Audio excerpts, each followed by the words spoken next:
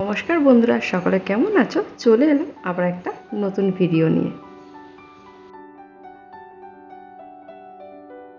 এখন চলছে safety week, তাই সেফটি উইকের জন্য একটা প্রজেক্ট আমি বানিয়েছি, সেটাই তোমাদের সাথে আমি শেয়ার করব। এই যে দেখো, ছক কেটে নিয়ে আমি এই ড্রয়িংটা এঁকে নিয়েছি। এই দেখো, আমি টুকরো টুকরো করে ছকটা ছবি এঁকেছি। এটা আমি কালার করে নেব। ফার্স্টে আমি স্কিন কালারটা করে নেব প্রত্যেকটা ছবিতে। এটার বিষয়বস্তু হলো সেফটি শ্যু। সেফটি শ্যু পরা কেন দরকার সেটাই আর কি। আমার সেকেন্ড ছবি, এটাতেও আমি স্কিন কালারটা করে নেব। এটার মূল বিষয়বস্তু হলো উঁচুতে কাজ করতে গেলে সেফটির জন্য হারনেস অবশ্যই ব্যবহার করতে হবে। এই দেখো, এটা হচ্ছে 3 নম্বর ছবি।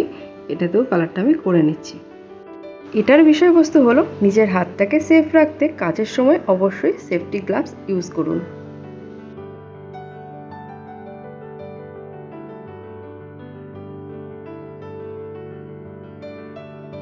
এটা হলো 4 নম্বর ছবি।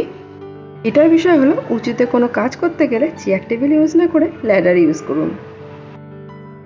এটা হলো 5 নম্বর ছবি। আর এটার বিষয় হলো হেলমেট। সবসময় হেলমেট পরুন আর নিজের মাথাটাকে সুরক্ষিত রাখুন যে কোনো বিপদ থেকে। আর এটা হলো আমার 6 নম্বর ছবি। এটার বিষয় হলো নিজের কাজে লক্ষ্য রাখা। যদি ঠিক করে লক্ষ্য রেখে চলেন তাহলে নিজেরও বিপদ হবে না, অন্যেরও বিপদ হবে না। এবার আমি শুটা কালার করে নিচ্ছি ব্ল্যাক কালার দিয়ে। এইভাবে প্রত্যেকটা পিকেই যেখানে শু পরানো আছে সেখানেই আমি ব্ল্যাক কালারটা করে নেব।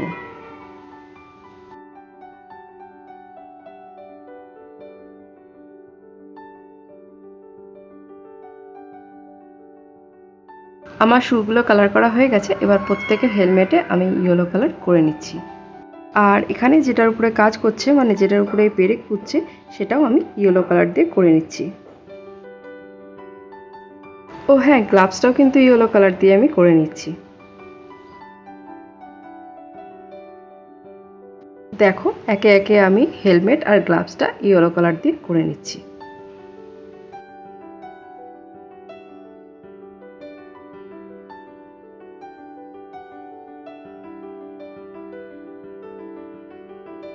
এবার এখানে টুলটা আর যেখানে যেখানে ব্রাউন কালারটা দরকার পড়বে সেই জায়গা মতো আমি ব্রাউন কালারটা করে নেব।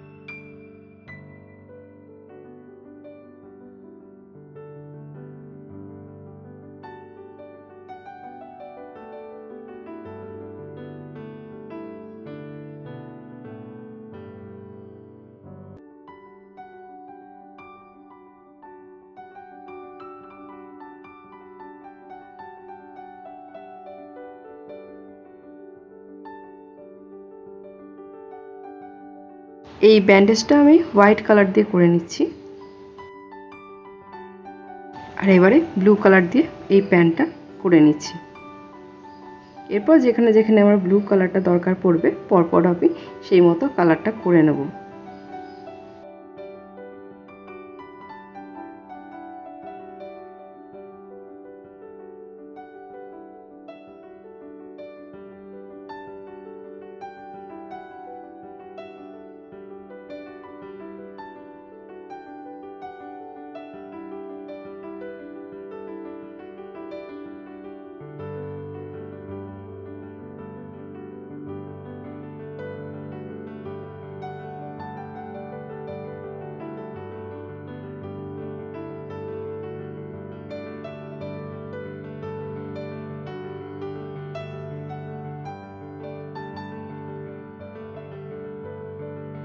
এবার একে একে প্রত্যেকের ড্রেসের কালার আমি পছন্দ মতো করে নেব।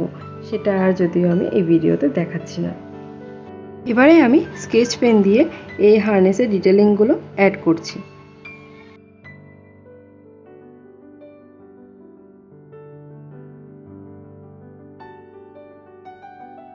এবার এবারে আমি স্কেচ পেন দিয়ে বর্ডার লাইনটাও করে নিচ্ছি। এবারে এই পোর্শনটা আমি ইয়েলো কালার করে দিয়েছিলাম, তো এটা আমি এই স্কেচ পেন দিয়ে কালারটা করে নিচ্ছি আর এই ইয়েলো কালার দিয়ে বর্ডার লাইনটা করে নিচ্ছি। মোটামুটি সব কালার করা হয়ে গেলে এবারে এই ইমোজিসগুলো ব্ল্যাক কালার দিয়ে করে নেব। আর ইমোজিসগুলো কালার করা হয়ে গেলে এবার যে পিকচারগুলো আমি ড্র করেছি এরগুলো আমি ব্ল্যাক কালার দিয়ে বর্ডার দিয়ে নেবো, তাহলে পিকচারগুলো দেখতে আরও সুন্দর লাগবে। তো সেটাও আমি যদিও দেখাচ্ছি না, এইভাবেই পুরো বর্ডার লাইনে যেখানে পেন্সিলের দাগ আছে তার উপর দিয়ে বর্ডার লাইনটা ড্র করে নিলেই হবে। এই দেখো বর্ডার লাইনটা কমপ্লিট করা হয়ে গেলে এবার আমি লেখাটাও মার্কার দিয়ে কমপ্লিট করে নেব। হলো, এবার প্রথম ছবি থেকে খেয়াল করে দেখো আমি কিন্তু প্রত্যেকটা ছবির প্রত্যেকটা মানে যেখানে যেখানে পেন্সিল দিয়ে ড্র করেছি পুরোটাই কিন্তু মার্কার দিয়ে আমি বর্ডার লাইনটা করে নিয়েছি। আর ছোটো ছোটো ডিটেলিংগুলো সেটাও আমি অ্যাড করে নিয়েছি, যেমন যার যেখানে ব্যথা লেগেছে সেটাও আমি রেড পোর্শন করে নিয়েছি। জানি শেষটুকু তোমাদের সাথে আমি ভালো করে শেয়ার করতে পারিনি, সেটা একটু ক্ষমার চোখে দেখো। আর ভিডিওটি যদি কোথাও ভালো লেগে থাকে তাহলে একটু like, comment, share and subscribe করে দিও।